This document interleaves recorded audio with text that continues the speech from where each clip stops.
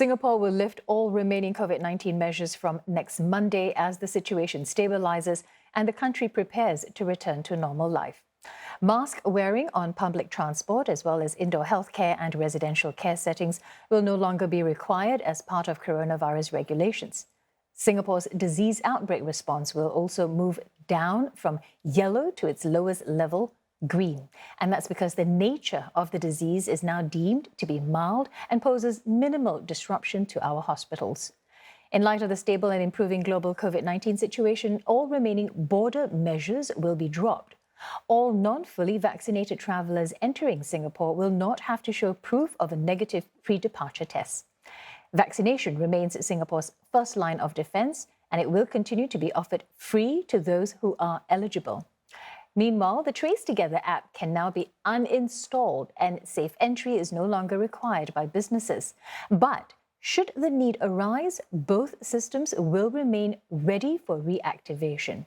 And Sherlyn Siha lays out the considerations in the lifting of remaining coronavirus measures. It's a carefully assessed move, with the country now in a stable position. That's a phrase that was mentioned multiple times by Singapore's pandemic task force in announcing the new changes. There have been no new dangerous variants nor increase in imported cases. And people here now have what's called hybrid immunity, with more than 8 in 10 vaccinated against COVID-19 and 9 in 10 having had the disease before. The situation in hospitals, which authorities have consistently said is the real indicator for severity, is also stable. And there's also increasing evidence that COVID-19 is of similar risk compared to other endemic diseases. Last year, there were 800 deaths linked to the coronavirus compared to over 5,000 from other respiratory illnesses. MOH will continue to monitor healthcare capacity.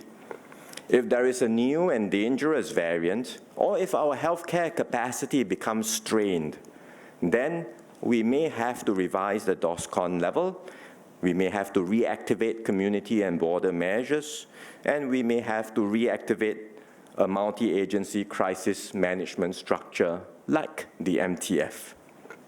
We hope this will not happen, but we have to be mentally prepared for such an eventuality.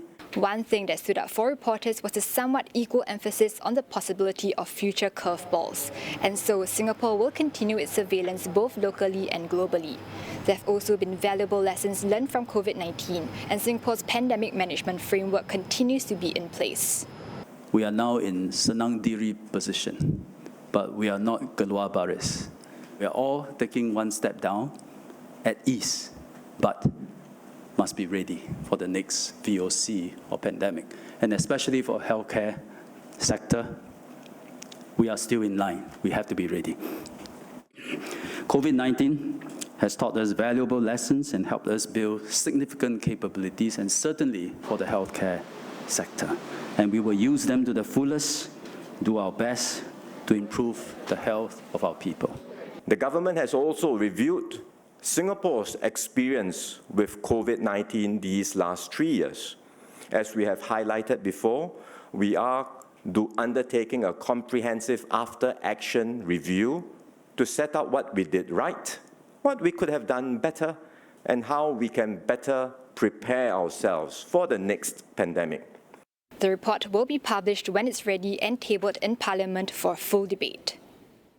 Singapore's COVID-19 multi-ministry task force will stand down next Monday, but it says it will be operationally ready should the need arise. The MTF was set up in January 2020 to helm the government's pandemic response. Alif Amshar revisits its journey during the pandemic. As COVID-19 started making its rounds, Singapore too was on its toes. Both China and the World Health Organization have also reported and confirmed that it is possible for human-to-human transmission.